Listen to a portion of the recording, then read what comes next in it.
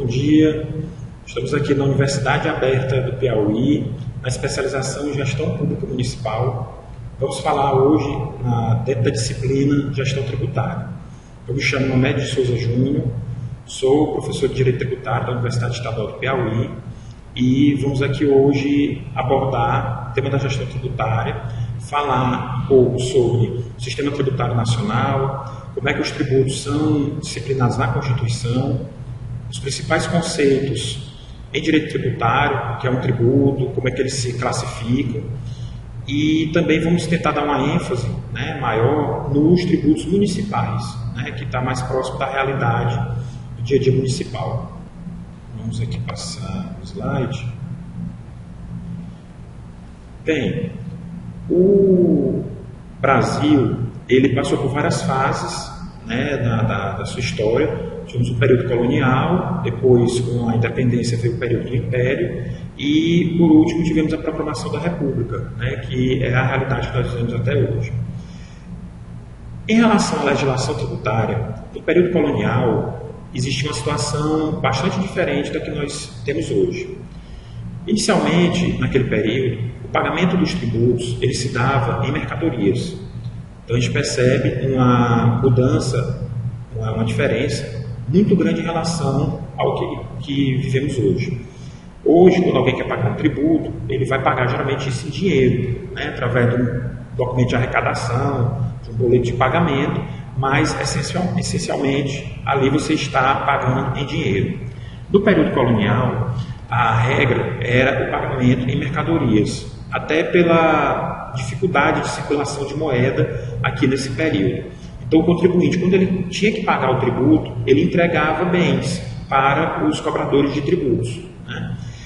Em relação a esses cobradores de tributos, a gente vai ter nesse período colonial a figura dos rendeiros. Esses rendeiros, eles são agentes privados que eram autorizados pela coroa portuguesa para realizar as atividades de fiscalização, de cobrança e de arrecadação dos tributos. Então, nesse período, a gente ainda não tem constituído aqui no Brasil uma estrutura oficial de fiscalização, cobrança e arrecadação de tributos. Não existiu, por exemplo, ainda nessa época, os auditores fiscais. Toda essa parte de cobrança de tributos, de fiscalização dos contribuintes, era feita por particulares que eram autorizados pela coroa portuguesa. Também, nesse período colonial, a tributação ela era caracterizada pela irracionalidade. O que significa isso? Significa que não havia uma organização na maneira em que esses tributos eram cobrados. Até pelo fato de agentes privados fazerem essa cobrança, era muito comum você ter uma sobreposição de cobranças de tributos. Então, o mesmo tributo, ele às vezes era cobrado mais de uma vez. É como se hoje em dia um contribuinte fosse cobrado 2 vezes pelo IPTU do ano de 2015. Então vejo que isso hoje em dia não faz sentido, mas na época colonial era comum. Acompanhando a evolução histórica do Brasil, nós vamos ter a proclamação da independência e o início do período imperial. As mudanças que nós vamos ter nesse período é que o recebimento de tributos passou a ser feito também em dinheiro, mas a cobrança e a arrecadação, elas eram feitas de maneira abusiva. Não houve uma mudança tão grande em relação ao período colonial. Então podemos perceber que no período do Império, o contribuinte ainda não era muito respeitado, porque as estruturas que existiam à época para cobrar os tributos faziam isso de uma maneira abusiva. Com a proclamação da República, nós já temos uma aproximação maior com a realidade que nós vivenciamos hoje em dia.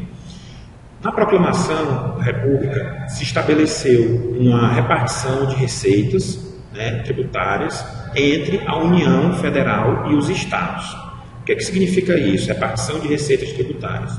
Significa que um ente público, como por exemplo a União Federal, ela vai arrecadar tributos e parte dessa arrecadação vai ser encaminhada para outros entes públicos, no caso, os estados.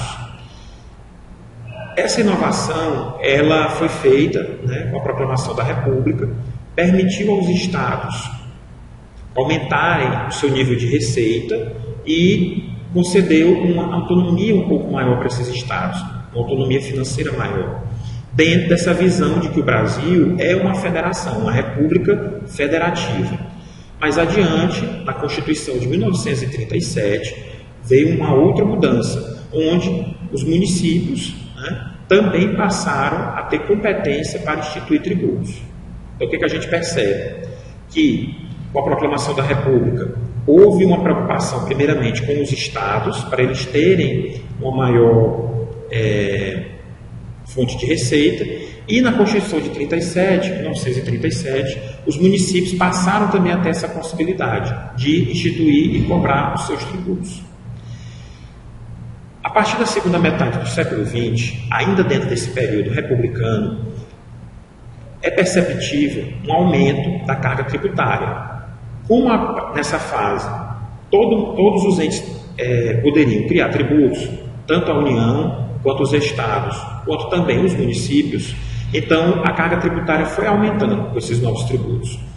E o sistema tributário nacional que a gente tem hoje em dia, a gente pode encontrar as bases dele no Código Tributário Nacional, que é uma lei federal de número 5.172 de 1966, uma lei editada pela União, que dá as bases gerais para a tributação em todo o Brasil, ou seja, ele deve ser obedecido não só pela União, mas também pelos estados e pelos municípios, né? Sem esquecer também do Distrito Federal, que também deve obedecer o Código Tributário. E mais recentemente, nós temos a Constituição Federal de 1988, que recebeu esse Código Tributário, ele continua sendo aplicado até hoje, e a Constituição trouxe outros direitos para os contribuintes, né? Trouxe algumas novidades também, que a gente vai falar mais adiante.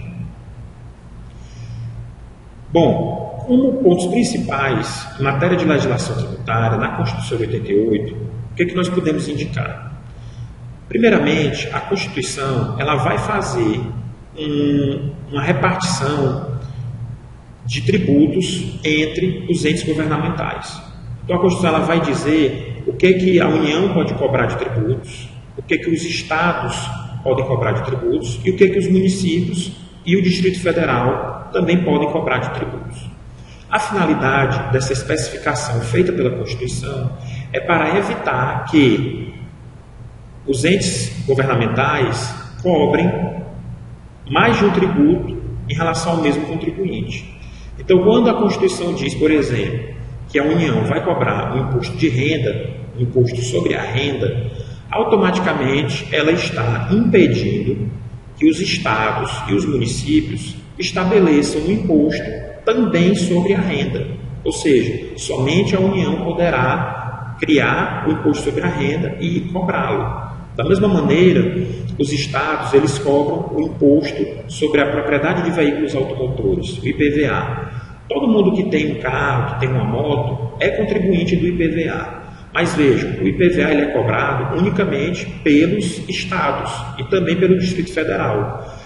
Os municípios e a União não podem cobrar o IPVA. Essa vedação decorre da Constituição, onde ela atribuiu essa competência de instituir o IPVA para os estados e o Distrito Federal e evitou que os demais entes governamentais realizassem uma cobrança sobre essa mesma situação.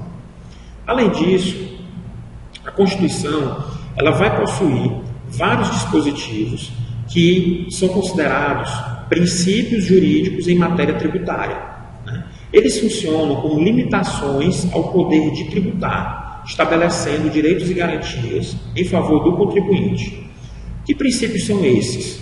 Esses princípios, eles servem como uma proteção ao contribuinte, vão estar na Constituição e vão influenciar toda a legislação, todas as decisões judiciais em matéria tributária.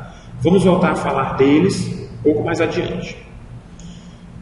Então vejam, para poder a gente prosseguir, nós vamos também agora conceituar o que é o direito tributário. Nós já falamos um pouco sobre a legislação tributária, mas agora é importante que nós entendamos o que significa dizer direito tributário. O direito tributário é um ramo do direito que estuda as relações entre o poder público, o fisco, né, e os contribuintes. Percebam que, de acordo com esse conceito, o direito tributário, ao estudar essas relações, ele vai ao mesmo tempo permitir ao fisco que faça a cobrança de tributos, ou seja, com base no direito tributário, que a União vai cobrar um imposto de renda, porque existe normas de direito tributário autorizando a União a fazer isso.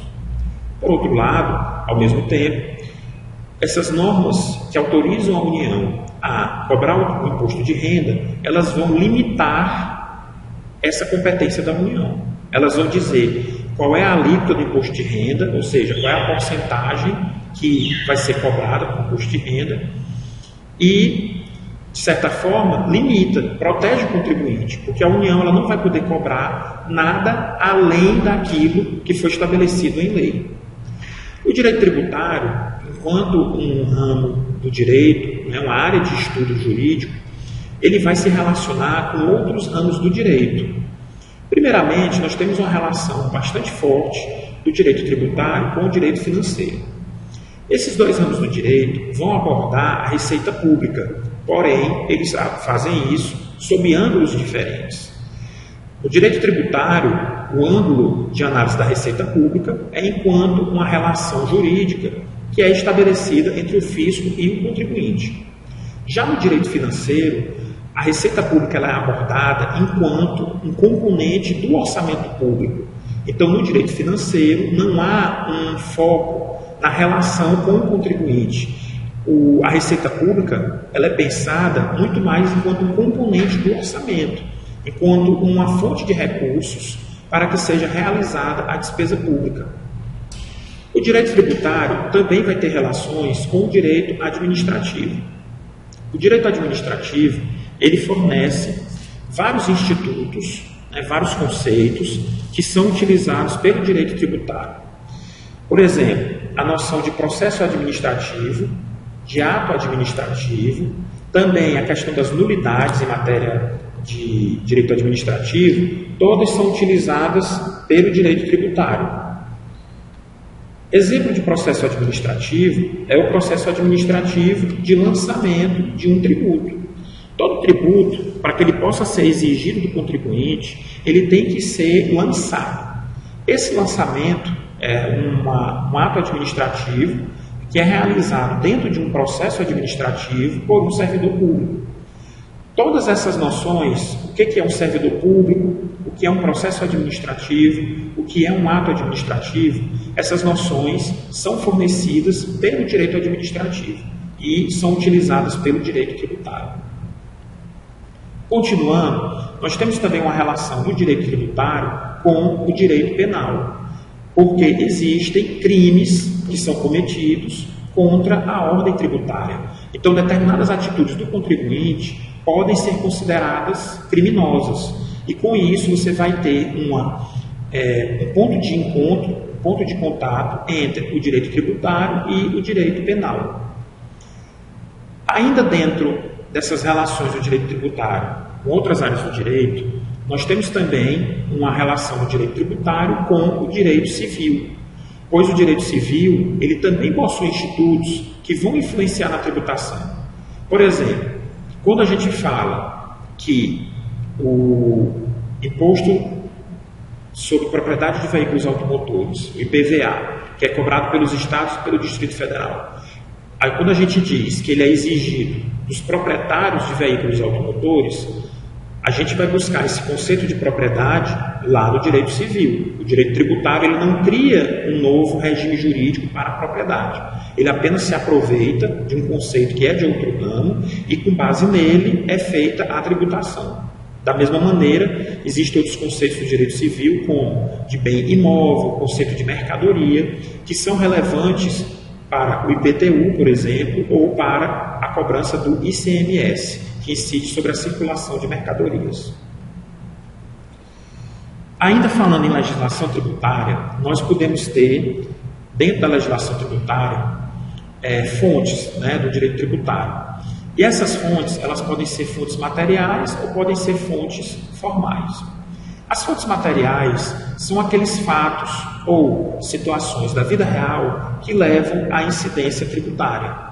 Como exemplo, no imposto de renda, nós temos como fonte material dele o ato de receber a renda. Então, quando o indivíduo, o contribuinte, recebe essa renda, aí está caracterizado uma fonte material para fazer surgir o imposto de renda. Da mesma forma, no ICMS, nós temos como fonte material o ato de circular uma mercadoria. E aí nós vamos ter vários outros exemplos de fontes materiais de acordo com a incidência tributária que é realizada.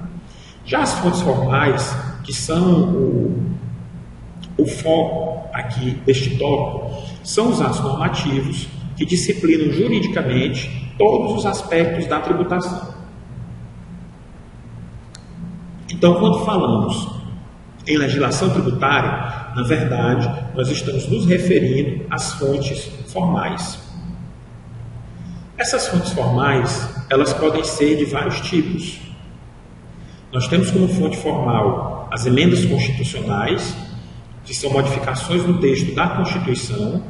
O processo de aprovação dessas emendas constitucionais, ele é mais exigente do que as leis em geral, e quando se vai alterar a Constituição, devem ser respeitados os limites definidos na própria Constituição, que são as chamadas cláusulas pétreas.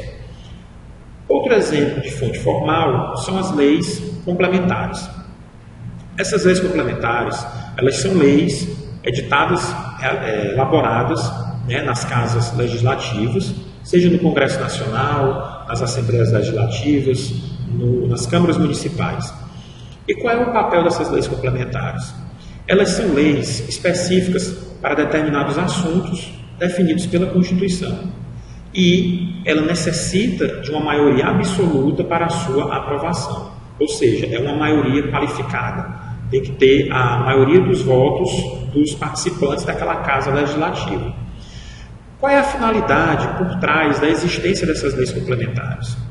É porque a Constituição, para determinados assuntos, ela quer que exista uma dificuldade maior para legislar sobre eles. Qual é a finalidade disso? É para evitar que determinadas matérias sejam modificadas frequentemente. Então, para evitar isso, se exige um quórum qualificado para a edição de leis sobre essas matérias. E as leis sobre essas matérias são essas leis complementares. Na área tributária, nós temos exemplos de leis complementares estipulando, fixando normas gerais em matéria tributária. Outro exemplo de matéria que é regulada por lei complementar é a resolução de conflitos de competência em matéria tributária. Dou um exemplo. Imaginemos uma empresa que organiza feiras e eventos, que é sediada em um município, e ela organiza uma feira em outro município.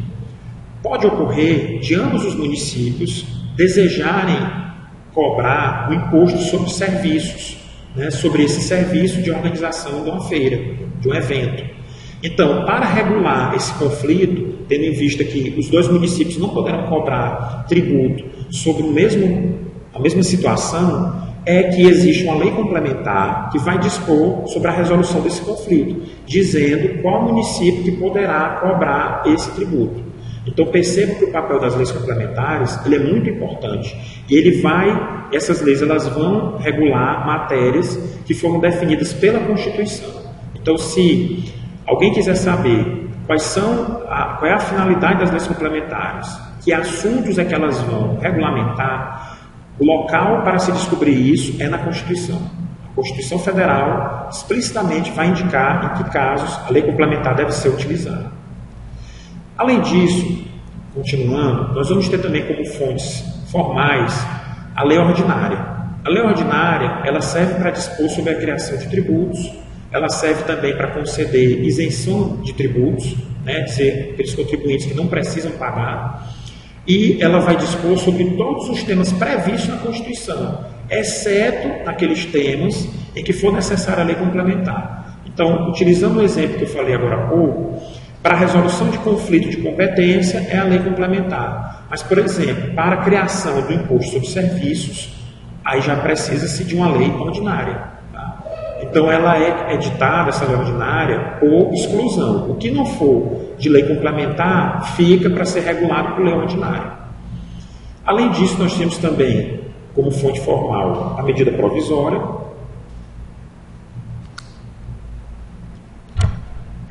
que é um ato normativo utilizado em caso de urgência e relevância. Nesses casos, o presidente da República vai editar essas medidas provisórias, que vão ter força de lei, vão ter todos os efeitos de uma lei ordinária, só que e depois que elas são editadas, o presidente encaminha elas para serem aprovadas ou rejeitadas pelo Congresso. Então a gente tem como se fosse uma inversão. Ao invés do presidente mandar um projeto de lei para ser aprovado pelo Congresso, ele edita logo a medida provisória, nesses casos de urgência e de relevância, e o Congresso vai aprovar depois, ou pode também rejeitá-las. Além dessas fontes formais que eu já mencionei, nós temos também várias outras fontes formais dentro do direito tributário, e algumas são bastante próximas do nosso dia a dia. Nós temos exemplos de demais fontes, as portarias, os decretos executivos, que são aqueles decretos baixados pelo prefeito, pelo governador, pelo presidente da República. Nós temos também decretos legislativos, que são decretos elaborados pelas câmaras municipais, pelas assembleias ou pelo Congresso Nacional, e nós temos também os convênios, convênios esses que são muito importantes, por exemplo, no âmbito do ICMS, onde vão definir como é que essa tributação do ICMS vai ser feita. Todas essas demais fontes materiais, elas também vão auxiliar na instituição, fiscalização e cobrança de tributos, muitas vezes regulamentando o que foi previsto em lei. Bom, prosseguindo, vamos agora falar sobre o conceito de tributo. Existe na legislação um conceito de tributo.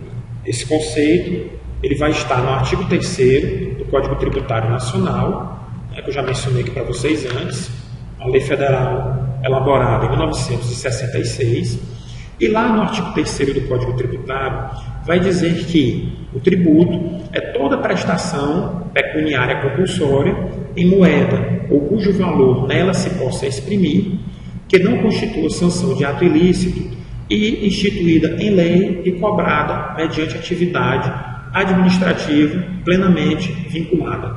É um conceito longo, bastante complexo, mas nós vamos agora passar a analisar esse conceito para que todos possamos entender. Bom, primeiramente, o conceito de tributo contido no Código Tributário Nacional nos diz que o tributo é uma prestação compulsória. Compulsório é algo que é obrigatório. O que quer dizer isso? Quer dizer que o contribuinte ele não escolhe se quer ou não pagar o tributo. Desde que ele realize um ato que leva ao pagamento de tributos, uma vez realizado esse ato, o contribuinte está obrigado a recolher o tributo. Então, se alguém não quiser pagar o IPTU, não deve ser proprietário de um imóvel. Uma vez que esta pessoa adquire um imóvel urbano, ele automaticamente passa a ser contribuinte do IPTU, querendo ou não. Então, nesse sentido, é que a gente pode dizer que a vontade do contribuinte ela não é preponderante. O que vai prevalecer vai ser o que está previsto em lei, que diz que o proprietário de um imóvel urbano é contribuinte do IPTU. Então, se alguém não quiser ser proprietário de imóvel urbano, vai ter que deixar de ser proprietário. Se alguém não quiser pagar o IPTU, vai ter que deixar de ser proprietário de um imóvel urbano, vai ter que vender esse bem. Além disso, o Código fala também que o tributo ele é uma prestação pecuniária. Pecúnia é dinheiro, é moeda. Então, de acordo com esse conceito do Código Tributário, não se aceita mais atualmente pagamento com bens, com mercadorias ou com trabalho.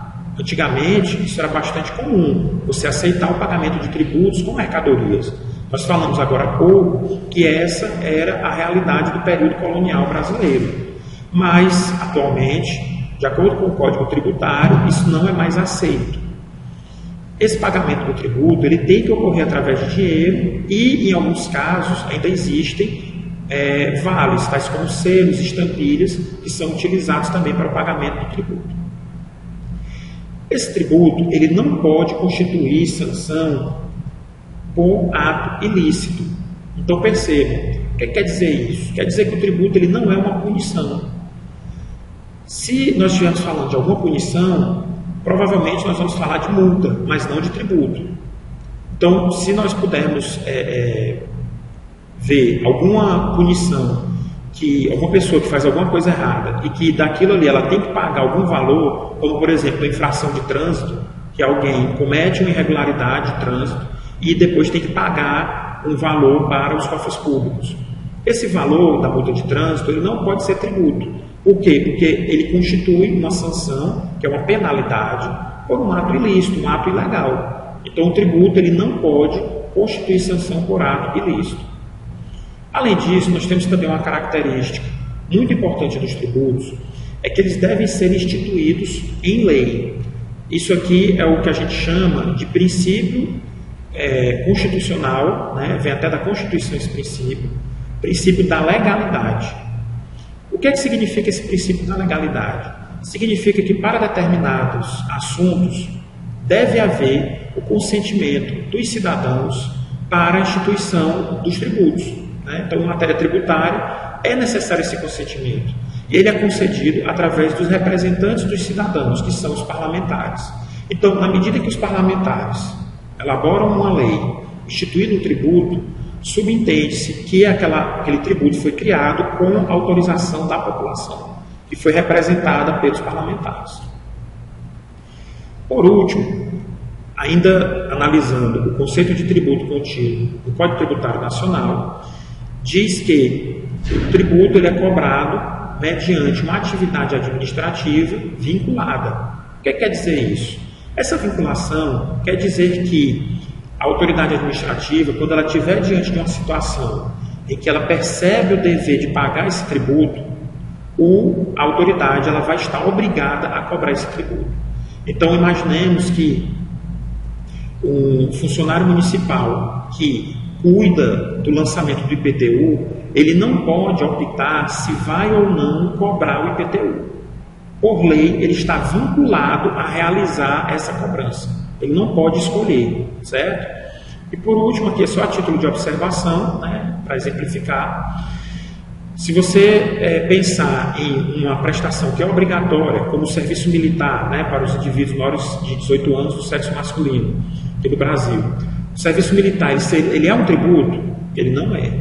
Por quê? Porque apesar de ele ser obrigatório, ele não é uma prestação pecuniária, ele não é pago em dinheiro. Na verdade, o cidadão ele é obrigado a trabalhar por um período, né, se apresentar, e se for escolhido, ele vai cumprir o serviço militar. Mas como não é em dinheiro, então não pode ser tributo. E a multa de trânsito, como eu já falei, também não vai ser tributo, porque ela decorre de um ato ilícito, né, da infração de trânsito. Bom, continuando, ainda dentro da noção de tributo, é importante que nós falemos da obrigação tributária. A obrigação tributária é uma relação jurídica que decorre da lei descritiva do fato, pelo qual o sujeito ativo, né, que é qualquer um dos entes tributantes, vai impor ao sujeito passivo, que é o contribuinte, uma prestação consistente em quê? Em pagamento de tributo ou penalidade pecuniária, ou a prática ou abstenção de ato no interesse da arrecadação ou da fiscalização tributária. Nós estamos aqui diante de mais um conceito bastante complexo, mas vamos passar também a análise dele para que todos possamos entender. Então a gente vai ter os elementos constitutivos da obrigação tributária. O primeiro elemento constitutivo é a existência de uma fonte formal. Nós falamos agora há pouco das fontes formais e a gente viu que o papel da lei, enquanto fonte formal, um dos principais papéis dela, é a criação de tributos. Então, de acordo com o conceito de obrigação tributária, para que essa obrigação tributária surja, né, para que surja esse vínculo entre o contribuinte e o ente tributante, nós temos que ter esse tributo criado por lei. É o primeiro requisito, é o primeiro elemento constitutivo. Com Como segundo elemento constitutivo, nós temos a fonte material dessa obrigação tributária, que vai ser o fato gerador. O que é esse fato gerador? O fato gerador é uma situação real, é alguma ação que o contribuinte realiza, é algum fato que acontece com ele que vai desencadear, né, o surgimento dessa obrigação tributária.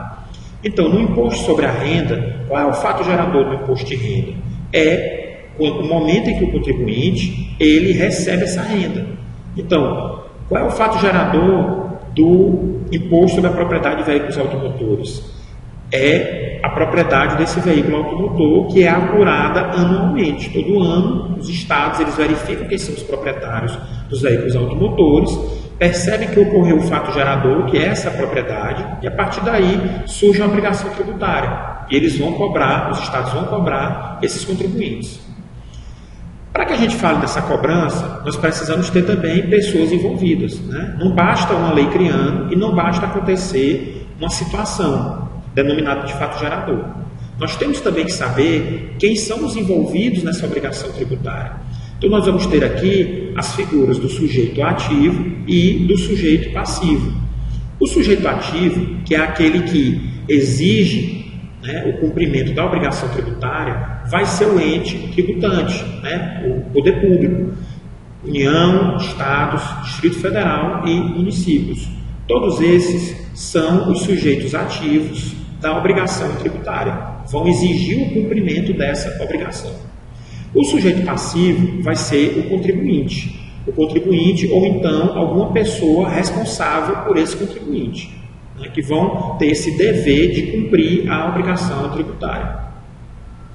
E por último, ainda como elemento constitutivo da obrigação tributária, nós temos o próprio objeto da obrigação, que é uma prestação, é algo que é exigido do sujeito passivo. Essa exigência ela pode ser de duas formas. Ela pode consistir no pagamento de tributo ou pode consistir na prática de algum ato, ou então na abstenção de algum ato. Então, eu vou exemplificar para vocês. Quando a gente tem uma obrigação tributária exigindo que o contribuinte pague o IPTU, nós estamos falando de uma obrigação tributária cujo objeto é o pagamento do tributo. Por outro lado, quando nós temos uma obrigação tributária de que o contribuinte, o comerciante, ele emita nota fiscal, aí nós também vamos estar diante de uma obrigação tributária. Só que vejam que ela não envolve o pagamento de tributo. Ela envolve o quê? Uma ação por parte do contribuinte. Então é totalmente diferente. Se trata não de pagar algo, de entregar dinheiro, e sim de contribuinte agir, praticar um ato que é no interesse da arrecadação. E nesse nosso exemplo é a emissão de nota fiscal, certo? Bom, outro tópico bastante importante em matéria de direito tributário, né, de gestão tributária, é a competência tributária. Na competência tributária, nós vamos ter o poder de instituir tributos por lei. Lembrem, quando eu falei da Constituição lá no começo, eu falei que a Constituição ela definia quais entes públicos, né, quais entes políticos que iriam instituir quais tributos, né? Então, só pode instituir tributo através de lei. Então, só podemos concluir que somente instituirão tributos aqueles entes públicos que possuem um parlamento, ou seja, uma Câmara Municipal, ou uma Assembleia Legislativa, ou então o Congresso Nacional. Somente os entes, município, estados, Distrito Federal e União, que podem instituir tributos por lei. Portanto, somente eles que vão deter a competência tributária. Nós vamos ter uma outra noção bastante próxima de competência tributária, que é a capacidade tributária, que é o poder de fiscalizar e exigir o pagamento de tributos. Normalmente, essa capacidade tributária ela é associada à competência tributária, só que ela pode ser delegada, ela pode ser transferida para outra pessoa de direito público. E aí nós vamos ter o fenômeno da parafiscalidade. Vou explicar melhor. Uma coisa é instituir o tributo, é você criar uma lei dizendo que o tributo vai ser cobrado dizendo quem vai pagar aquele tributo e qual é o valor a ser pago pelo tributo. Outra coisa é realizar a fiscalização. Fiscalização consiste em o poder público pedir documentação do contribuinte, visitar o estabelecimento comercial dele. Então percebam que é diferente de instituição de tributos. Uma coisa é você editar uma lei, outra coisa é fiscalizar o contribuinte. Normalmente o ente público ele faz tudo isso, mesmo ente. Então quando a gente tem o imposto sobre a renda, a União tanto edita leis definindo como esse imposto de renda vai ser pago, quanto ele vai ser calculado, enquanto, e quem são os contribuintes. E, ao mesmo tempo, a União ela também fiscaliza e exige o pagamento do imposto de renda.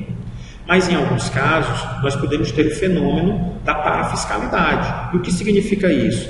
Significa que um ente público cria o tributo e ele transfere a fiscalização e a cobrança para outro ente público.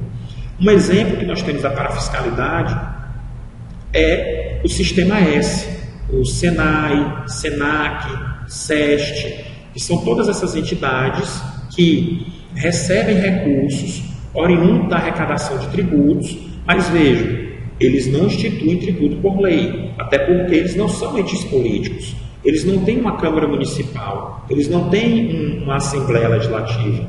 Então, a União estabelece tributos que são arrecadados e parte desses tributos vão para essas entidades do Sistema S. Então, o Sistema S ele é abastecido de recursos com base no fenômeno da parafiscalidade, onde a União instituiu o tributo, mas delegou, né, a receita desse tributo para outro ente. Ainda falando em competência tributária, nós temos 3 tipos de competência tributária. Nós temos a competência privativa, a competência residual e a competência comum. A competência privativa, ela é outorgada a somente um ente tributante, ou seja, ela é atribuída a apenas um ente. Por exemplo, o ICMS, ele só pode ser instituído, só pode ser criado por estados e pelo Distrito Federal. O imposto de renda somente pode ser criado, somente pode ser instituído pela União. Então aqui a gente está falando o quê? Da competência tributária que é privativa. Somente um ente público, né, um determinado tipo de ente público, é que vai poder exercer essa competência. Nós também temos na Constituição a denominada competência residual. Essa competência residual ela é conferida unicamente para a União Federal e permite a esse ente público instituir novos impostos, desde que eles não estejam previstos ainda na Constituição. Além dela, nós temos também a competência tributária comum. Essa competência para instituir um tipo de tributo, mas é atribuída, é outorgada a mais de um tipo de ente tributante. Por exemplo, a contribuição de melhoria, que é uma das espécies de tributos que nós temos na Constituição, ela pode ser instituída por qualquer ente tributante que preencha os requisitos contidos na Constituição.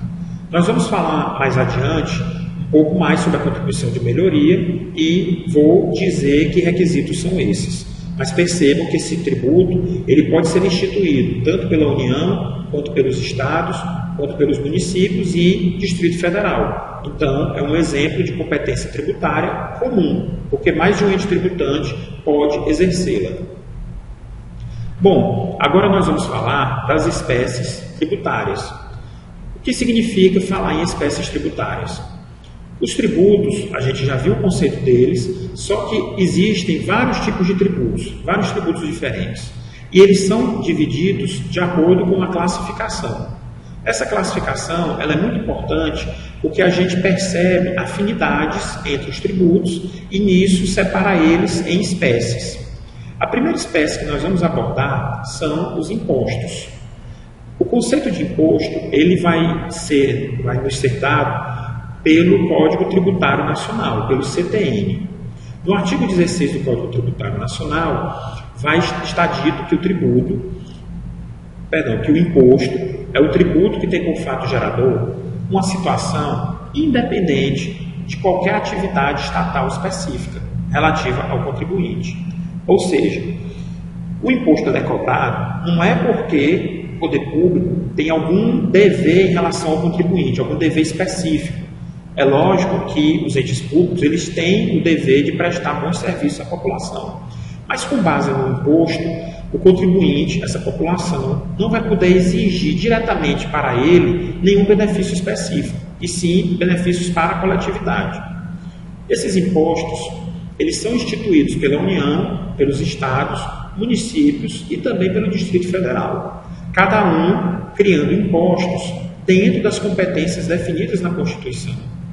Nós temos como exemplo de impostos o IPTU, que é o Imposto Predial e Territorial Urbano, né, que é cobrado, instituído pelos municípios e também pelo Distrito Federal. Nós vamos ter outro exemplo, o IPVA, que eu já mencionei, que é o Imposto sobre a Propriedade de Veículos Automotores, instituído pelos estados e pelo Distrito Federal também. E nós temos como exemplo de imposto federal o Imposto sobre a Renda, também já mencionado.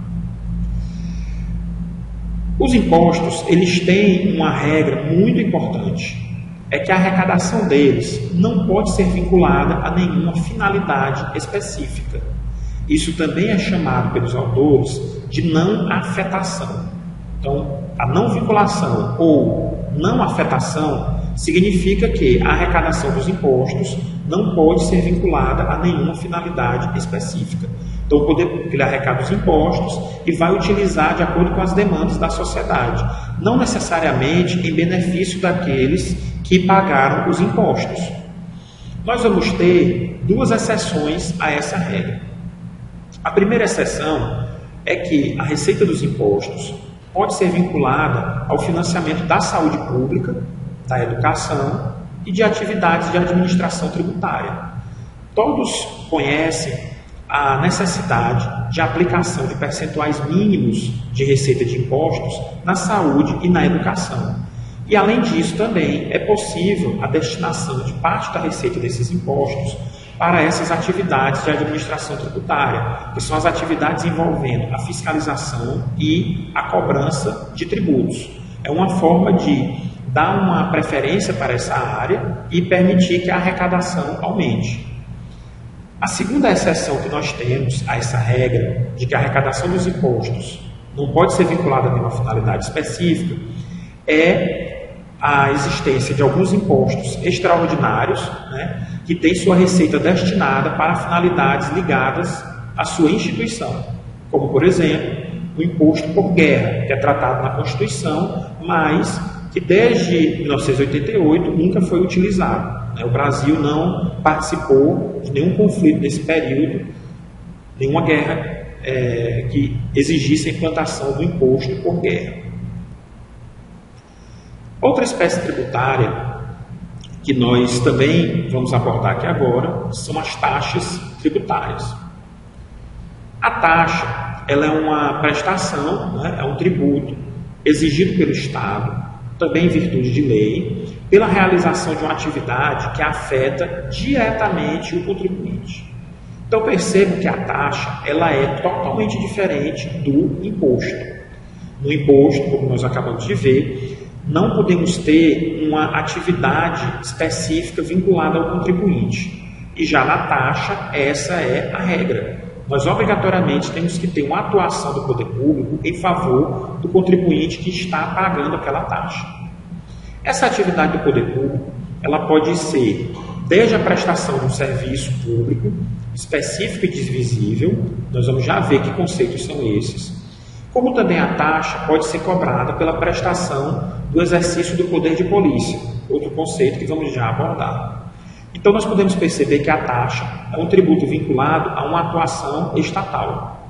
Ela pode ser instituída por todos os entes federativos, desde que esse ente, a União, os estados, o Distrito Federal ou os municípios, realize as atividades que vão afetar o contribuinte, que nós vamos ver agora. As taxas de serviço público, elas têm como fato gerador um serviço público específico e divisível, efetivamente prestado ao contribuinte ou posto à sua disposição. esse serviço ele tem que ser de utilização compulsória. O que é que significa isso? Vamos logo dar um exemplo para vocês poderem visualizar melhor. Um exemplo de taxa de serviço público é a taxa pelo serviço de coleta de esgoto. Onde existe o serviço de coleta de esgoto, o poder público, quando ele efetivamente presta esse serviço ao contribuinte, ele pode cobrar uma taxa por esse serviço.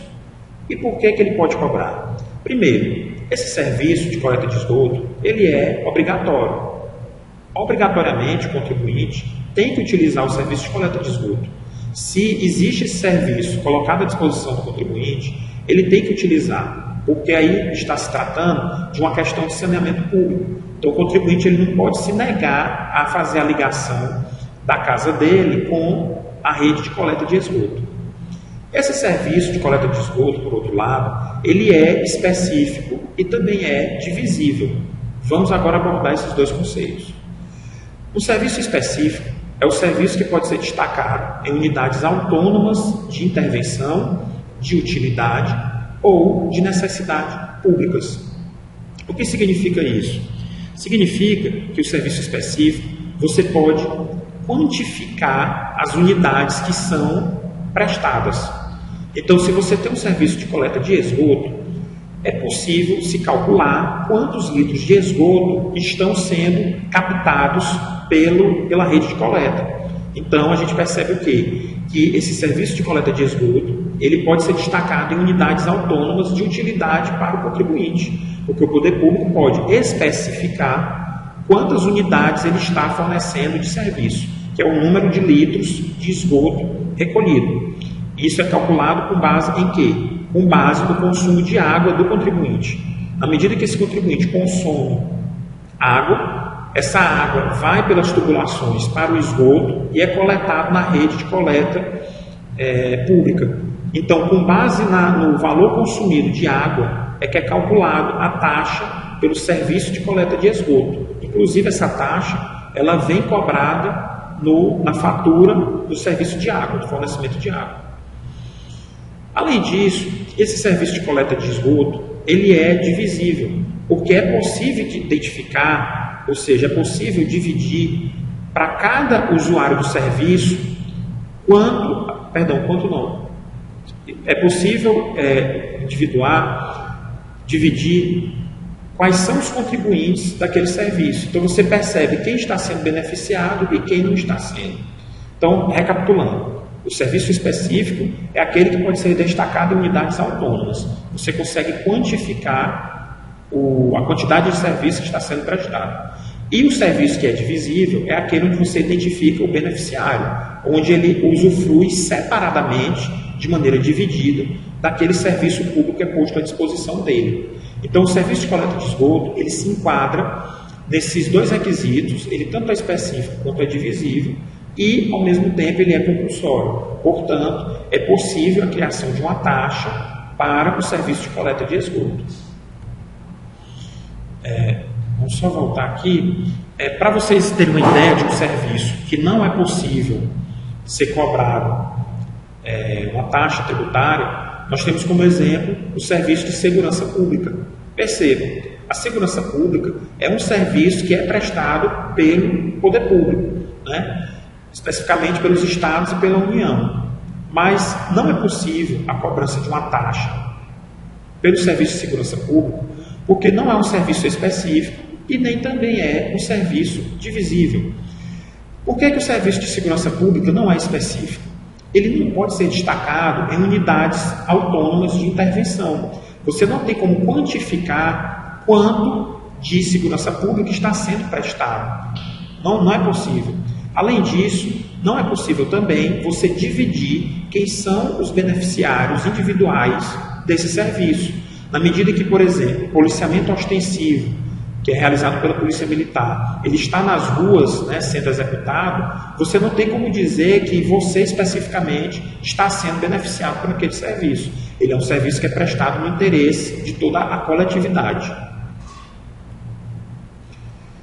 Nós vamos ter também uma diferenciação importante, que é entre taxa tributária e preço público. Muitas vezes a gente fala de uma forma informal, digamos assim, de maneira informal, que vai pagar a taxa para, por exemplo, fazer a coleta de lixo. Imaginem que alguns municípios, eles fornecem um serviço de retirada de entulho. Quando alguém corta uma árvore, alguém faz uma obra e não existem empresas que prestam esse serviço, muitas vezes o município realiza isso. Mas vejam, o valor que é cobrado por esse serviço não é uma taxa tributária. Por quê? Porque, na verdade, esse serviço ele vai ser custeado por um preço público. Porque esse serviço de coleta de entulho, ele não é obrigatório. O contribuinte ele não é obrigado a retirar aquele entulho de dentro do imóvel dele, né? Então, quando o município cobra para fazer essa retirada, ele não está exigindo uma taxa tributária. Ele está exigindo, na verdade, um preço público. A gente tem aí uma relação onde o cidadão, ele contrata um serviço com o poder público, paga o preço e é atendido, mas você não tem esse caráter compulsório. Essa distinção, ela é muito importante, porque os preços públicos, também chamados de tarifas, eles não necessitam de lei para que sejam criados e nem também para que seus valores sejam definidos. Enquanto a taxa tributária, né, como todo tributo, deve ser regulamentado por lei. Então a gente já vê uma diferença bastante importante entre os dois. Falando agora das taxas pelo exercício do poder de polícia,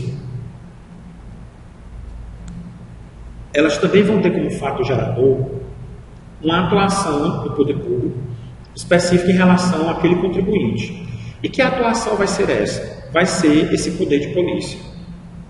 Nós vamos ter também, mais uma vez, um conceito legal, né, um conceito definido em lei de poder de polícia, que também é um conceito um pouco extenso, mas que nós vamos aqui analisar. Então, no Código Tributário Nacional, no CTN, ele vai dizer que o poder de polícia é uma atividade da administração pública que, limitando ou disciplinando direito, interesse ou liberdade, regula a prática de ato ou abstenção de fato, em razão de interesse público, concernente à segurança, à higiene, à ordem, aos costumes, à disciplina da produção e do mercado, ao exercício de atividades econômicas dependentes de concessão ou autorização do poder público, à tranquilidade pública ou ao respeito à propriedade e aos direitos individuais ou coletivos. Então percebo que é um conceito bastante extenso e que vai ter vários elementos. Primeiramente, nós podemos concluir que o poder de polícia ele só pode ser exercido por servidores públicos, porque no próprio conceito fala que é uma atividade da administração pública. Além disso, vai dizer também no Código Tributário que o poder de polícia ele limita ou disciplina um direito, um interesse ou uma liberdade relacionada a quê? À segurança pública, à higiene, à ordem, aos costumes e vários outros valores que são protegidos por esse poder de polícia. Então, o que a gente pode perceber? É que o poder de polícia, na verdade, ele é a expressão dentro do direito daquela máxima, daquele ditado popular que diz: o direito de alguém termina onde começa o direito de outra pessoa. Então, quando você disciplina direito, interesse ou liberdade em relação à ordem, aos costumes, nós temos como exemplo aqui aqueles órgãos públicos que disciplinam o nível de barulho que uma casa de shows pode produzir. Esse é um exemplo de poder de polícia. Além disso, nós vamos ter também exemplo de poder de polícia quando alguém vai instalar um posto de combustível e precisa de uma licença do Corpo de Bombeiros. O que é que o Corpo de Bombeiros faz? Ele vai até onde esse posto de combustíveis vai ser instalado e verifica se os requisitos de segurança estão atendidos. Então, é um exemplo de poder de polícia. Além disso, nós temos também como exemplo de poder de polícia quando um restaurante vai ser aberto, ou então mesmo já em funcionamento, ele recebe uma visita da vigilância sanitária, onde a vigilância vai verificar se estão atendidos os requisitos legais relativos, por exemplo, à higiene. E o que é esse poder de polícia, que vocês já puderam perceber, que envolve a restrição de direitos da pessoa? Uma pessoa pode abrir um restaurante, qualquer um pode, mas para abrir esse restaurante, ele tem que obedecer os requisitos legais. Então ele não tem uma liberdade plena, ele tem que atender a esses requisitos de higiene que são de interesse da coletividade. E quem vai fiscalizar vai ser a vigilância sanitária. E o que isso tem a ver com o direito tributário? É porque quando a vigilância vai fazer essa fiscalização para que ela, ao final, emita um alvará, emita uma licença para o restaurante funcionar, ela vai cobrar uma taxa tributária para emitir esse alvará. Então, essa taxa de alvará é um exemplo de taxa tributária de poder de polícia. Ela é cobrada em virtude dessa fiscalização que foi feita, não é? Para regular algum direito, interesse ou liberdade relacionado à segurança, à higiene, à ordem e aos costumes, como a gente acabou de ver. Então vejam que o exercício do poder de polícia é uma atividade bastante importante dentro da administração pública e que deve ser remunerada por taxas tributárias. Mais uma vez aqui nós percebemos que a taxa tributária ela está relacionada a uma atuação específica do ente público em relação ao contribuinte. Então, só pode ser cobrado a taxa de vigilância sanitária por um ente público que possua um departamento de vigilância sanitária. Se um município, por exemplo, ele não instalou ainda o seu departamento de vigilância sanitária, ele não vai poder cobrar taxa tributária de poder de polícia em relação à vigilância sanitária, porque ele tem que ter essa atividade, essa ação realizada especificamente em relação aos contribuintes. Ainda sobre as taxas tributárias, existem alguns pontos a serem destacados, quanto, por exemplo, a base de cálculo. O que é a base de cálculo? A base de cálculo é uma grandeza, né, da vida, né, alguma grandeza que vai ser utilizada como referência para o cálculo do tributo. Então, por exemplo, se a gente falar de impostos, qual é a base de cálculo do imposto? Vai depender do imposto. Se você pensar no imposto sobre a renda, a base de cálculo do imposto sobre a renda é a renda oferida pelo contribuinte. Se nós formos falar do imposto predial e territorial urbano, IPTU, a base de cálculo vai ser o valor de mercado daquele imóvel, que também é chamado de valor venal. No caso das taxas, a legislação tributária diz que as taxas não poderão ter base de cálculo própria de imposto. Na verdade, a base de cálculo das taxas ela deve guardar relação com o custo da atividade estatal realizada. O que significa isso? Os impostos eles vão ter como base de cálculo alguma grandeza relacionada à riqueza do contribuinte, ao patrimônio dele, à renda, ao valor de algum serviço que ele prestou. Então, sempre o imposto vai ser em função de riqueza. Já as taxas, não. A taxa é a base de cálculo dela, que é o valor que vai servir de referência para calcular o valor da taxa, tem que guardar relação com o custo da atividade estatal realizada. Então, se a gente pensar, por exemplo, numa empresa que vai ser fiscalizada por uma fiscalização, vamos dizer, trabalhista, você pode até levar em conta esse órgão de fiscalização trabalhista o número de funcionários da empresa para calcular a taxa. Por quê? Porque quanto maior o número de funcionários, mais trabalho vai ter essa fiscalização. Então, você tem uma relação aí com o custo da atuação estatal. Por outro lado, essa taxa nunca vai ter como referência para o seu cálculo o salário desses funcionários. Porque quando a fiscalização trabalhista vai verificar se o funcionário tem um local de trabalho adequado, o salário dele é irrelevante. Então, não pode ser utilizado como referencial para a base de cálculo dessa taxa tributária. Se a gente estiver falando de uma diligência de um fiscal do município para conceder um alvará, então o valor desse alvará tem que corresponder ao custo da diligência e não levar em conta, por exemplo, a renda desse contribuinte, dessa empresa. Então perceba, as taxas não podem ter base de cálculo própria de imposto. Elas nunca vão ser referenciadas de acordo com a riqueza do contribuinte. Elas vão ter como referência o custo da atuação estatal realizada.